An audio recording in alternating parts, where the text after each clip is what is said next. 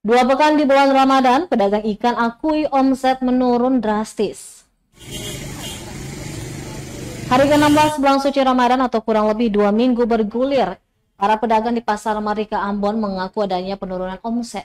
Hal itu merupakan situasi normal setiap tahunnya saat umat muslim menjalankan ibadah puasa. Namun bukan hanya daya beli yang menurun, harga ikan juga ikut melonjak lantaran jumlah tangkapan nelayan berkurang. Harga yang melonjak pun mengakibatkan omset pedagang menurun drastis. Seorang pedagang ikan di Pasar Mardika Ambon, Muhammad Fatesina menjelaskan pada waktu normal dirinya bisa mendapat untung hingga Rp200.000 per satu loyang ikan. Namun saat ini hanya setengah saja yang dibawa pulang untuk keluarga.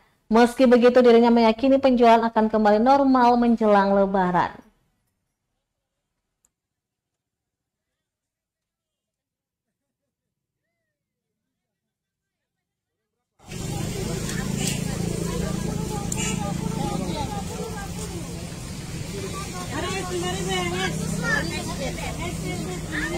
Download Tribun X sekarang, menghadirkan lokal menjadi Indonesia.